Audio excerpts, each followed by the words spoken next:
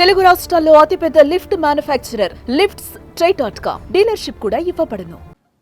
Welcome to Suman TV. Rythu Bharosa జనవరి 26వ తేదీ నుంచి రైతుల ఖాతాల్లో పడబోతున్నాయి డబ్బులు. టెన్షన్ పోయింది.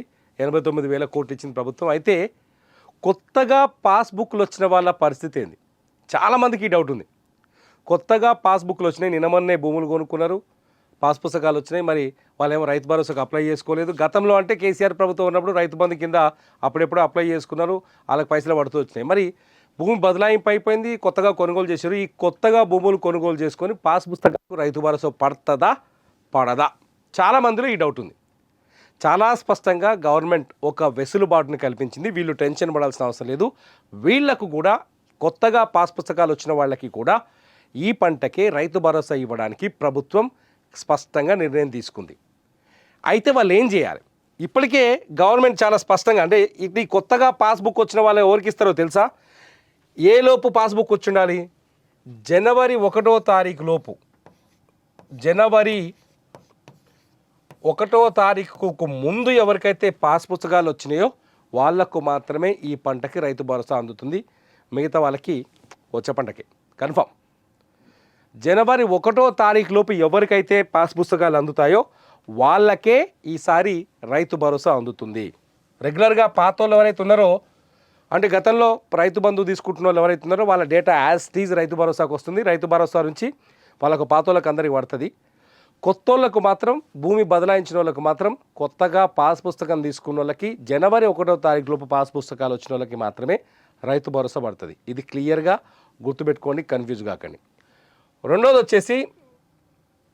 వచ్చేసి ఏంటంటే పోడు భూములు. ఈసారి ప్రభుత్వం పోడు భూములు ఉన్న రైతులకు కూడా, గిరిజన ప్రాంతాల్లో, అటవీ ప్రాంతాల్లో చాలామంది రైతులు పోడు భూములు ఉన్నాయి, వాళ్ళు పోడు భూములు సాగు చేసుకుంటున్నారు. వాళ్ళకి కూడా పెట్టుబడి ఆర్థిక సాయాన్ని అందించాలని ప్రభుత్వం నిర్ణయించింది. పోడు భూములు ఉన్న రైతులకు కూడా ఈసారి వాళ్ళ వివరాలు నమోదు చేసుకుంటే రైతు భరోసాలో వాళ్ళకి కూడా ఈ పంటకు పెట్టుబడి సాయం అందుతుంది. ఎకరానికి 6,000 చొప్పున. సో కన్ఫ్యూజ్ కావాల్సిన అవసరం లేదు. పోడు భూములు ఉన్న వాళ్ళకి కూడా రైతు భరోసా అందుతుంది. అయితే ఈ పోడు భూములు ఉన్న వాళ్ళు కావచ్చు, కొత్తగా సాగు పాస్ పుస్తకాలు వచ్చిన వాళ్ళు కావచ్చు, గతంలో రైతు భరోసా రావడానికి అన్ని అవకాశాలున్నా, రైతు భరోసాకి అన్ని అర్హతలు ఉన్నప్పటికీ కూడా చాలామందికి ఈ రైతు భరోసా రాలేదు. చాలామందికి రాలేదు. ఎందుకంటే వాళ్ళు డీటెయిల్స్ నమోదు చేసుకోకపోవడం వల్ల రైతు బంధు మిస్ అయింది. ఇప్పుడు రైతు భరోసా కూడా మిస్ అయ్యే అవకాశం ఉంది. అయితే మీకు కూడా ఈ పంట నుంచి రైతు భరోసా తీసుకోవాలి అనుకుంటే మీరు వెంటనే మీ గ్రామీణ ప్రాంతంలో ఉన్న, లేకపోతే మీ మండల పరిధిలో ఉన్న అగ్రికల్చర్ ఎక్స్టెన్షన్ ఆఫీసర్స్, ఏఈఓలు ఉన్నారు కదా, వీళ్ళ దగ్గరికి వెళ్ళండి. ఇప్పటికే వాళ్ళకి రైతు భరోసా సైట్ని క్రియేట్ చేసి ప్రభుత్వం వాళ్ళకి యాక్సెస్ కూడా ఇచ్చింది. వాళ్ళ దగ్గరికి వెళ్ళి మీరు మీ భూమి వివరాలు, పాన్ కార్డు, లేకపోతే ఆధార్ కార్డు, పాస్ పుస్తకం, బ్యాంక్ అకౌంట్ నెంబర్, మీ బ్యాంక్ అకౌంట్ నెంబర్ తీసుకోండి, మీ పాస్ పుస్తకం తీసుకోండి. నేను ఒకసారి రాసి చూపిస్తా. 3 చాలా స్పష్టంగా ఉండాలి. 1 పాస్ పుస్తకం, పాస్బుక్ తీసుకోండి. రెండోది వచ్చేసి Aadhaar card.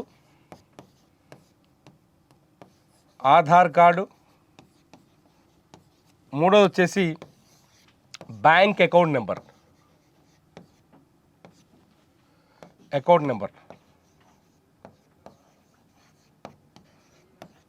Bank account number, మీ పాస్ పుస్తకం, Aadhaar card, bank account number తీసుకొని పోతే అగ్రికల్చర్ ఆఫీసర్లు కొత్తగా, అంటే జనవరి కొత్త పాస్ పుస్తకదారులు అయినా సరే, గతంలో వివరాలు నమోదు చేసుకునే వాళ్ళు అయినా సరే, ఈ 3 తీసుకొని వెళ్తే రైతు భరోసా సైట్లో మీ వివరాలని నమోదు చేస్తారు. ఈ పంటకే మీకు రైతు భరోసా అందించే ప్రయత్నం చేస్తారు. ఇకపోతే చాలామందికి గతంలో మిస్టేక్స్ ఉండేటివి. ఫోన్ నెంబర్ ఒకటి ఉండేది, బ్యాంక్ అకౌంట్ నెంబర్ ఒకటి ఉండేది, నాయన పేరు మీద భూమి ఉండేది, ఫోన్ నెంబర్, బ్యాంక్ అకౌంట్ ఉన్న ఫోన్ నెంబర్ ఏమో కొడుకు పేరుతో ఉండేది. ఇట్లా కన్ఫ్యూజన్స్ చాలా ఉన్నాయి. భార్య పేరు మీదనేమో భూమి ఉంటుంది, ఫోన్ నెంబర్ భర్తది ఉంటుంది. ఎందుకంటే బ్యాంక్ అకౌంట్ నెంబర్లో భర్త ఫోన్ నెంబర్ పెట్టుంటారు. ఇట్లాంటి కన్ఫ్యూజన్స్ చాలా ఉంటాయి. ఈ కన్ఫ్యూజన్స్ ఉన్న వాళ్ళు ఇబ్బందులు పడుతూ ఉన్నారు. గత రైతు బంధు నుంచి పడ్డారు, రైతు భరోసా నుంచి పడ్డారు. మొన్న రుణమాఫీ జరిగినప్పుడు చాలామంది ఇట్లాంటి కన్ఫ్యూజన్లో ఉన్నారు. ఇటువంటి వాళ్ళందరూ ఇప్పుడు వెళ్ళి మీ రైతు భరోసా ఏఈఓ దగ్గరికి వెళ్తే ఆ ఏఈఓ ఏం చేస్తారంటే మీ డీటెయిల్స్ తప్పుగా ఉన్న వ్యవహారాలన్నింటినీ రీకరెక్ట్ చేస్తాడు. ఏఈఓ దగ్గర పోండి, మీ పాత వివరాల్లో మార్పులు ఏమైనా ఉంటే చేయించుకోండి. వాళ్ళ వివరాలను కూడా మార్చడానికి సిద్ధంగా ఉన్నారు. సో వెంటనే వెళ్ళి మీ ఏఈఓని కలిస్తే ఇవాళ కావచ్చు, లేకపోతే రేపు సోమవారం కావచ్చు, ఎందుకంటే సోమవారం నుంచి ఎకరం ఉన్న వాళ్ళకే పడతాయని చెప్తున్నారు. కాబట్టి వెళ్ళి ఏఈఓల దగ్గరికి వెళ్ళి మీ డీటెయిల్స్ కూడా మార్చుకునే అవకాశం ఉంది. సో కన్ఫ్యూజ్ కావాల్సిన పని లేదు. ప్రతిదానికి అగ్రికల్చర్ ఆఫీసర్లు ఉన్నారు మీ దగ్గర, లేకపోతే మండల స్థాయి అధికారులు ఉన్నారు. వాళ్ళు మీ ప్రాబ్లమ్స్ని సాల్వ్ చేయడానికి రెడీగా ఉన్నారు.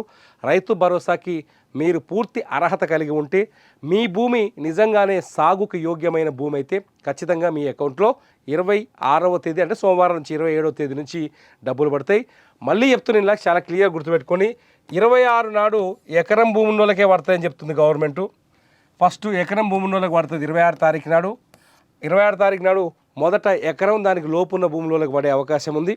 ఆ తర్వాత 15 రోజులు, అట్లా ఒక 15 రోజుల పాటు ఈ 15 చిన్న చిన్న సమస్యలన్నీ క్లియర్ చేసుకుంటూ ఈ 15 రోజుల్లో మొత్తం పూర్తి స్థాయిలో రైతులకు సాగుకు యోగ్యమైన 1,49,00,000 ఎకరాలకి రైతు భరోసాని అందించడానికి ప్రభుత్వం ఏర్పాట్లు చేసుకుంది.